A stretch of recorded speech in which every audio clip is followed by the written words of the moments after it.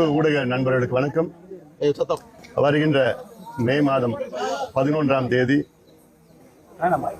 மாமல்லபுரம், அதாவது குறிப்பாக இந்த பகுதியில் சித்திரை முழு நிலவு வன்னியர் இளைஞர் பெருவிழா மாநாடு நடைபெற உள்ளது. இந்த மாநாட்டின் முக்கிய கோரிக்கைகள் சமூக நீதி அடிப்படையில்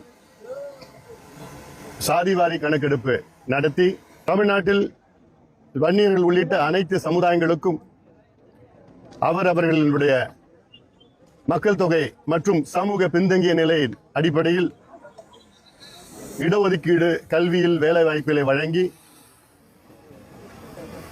அதே போன்று தமிழ்நாட்டில் குறிப்பாக வட மாவட்டங்களில் மிக மிக பின்தங்கிய நிலையில் இருக்கிறது.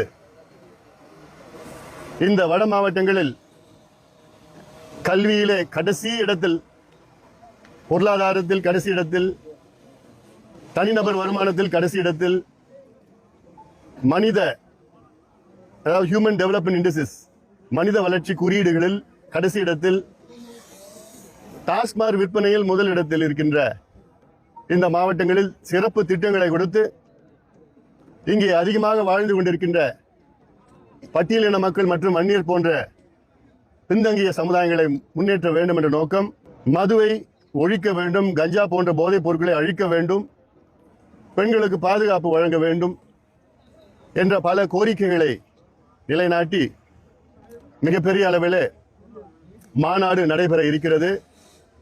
இந்த மாநாட்டிற்கு அதிக அளவில் இளைஞர்கள் இந்த மாநாட்டை மருத்துவர் ஐயா அவர்கள் தலைமையிலே நடத்தி கொண்டிருக்கின்றோம்.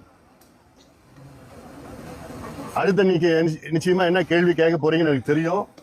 நீங்க கேட்கிற கேள்விக்கு இது எங்களுடைய உட்கட்சி விவகாரம். இது எங்களுக்குள் நாங்கள் பேசிக்கொண்டு,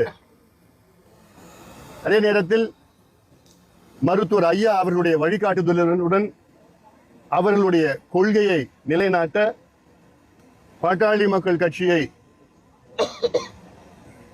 ஒரு கட்டத்தில் தமிழ்நாட்டின் ஆளும் கட்சியாக மாற்ற வேண்டும் என்ற நோக்கத்தில் கடுமையாக நாங்கள் எல்லோரும் சேர்ந்து உழைப்போம். நன்றி, வணக்கம்.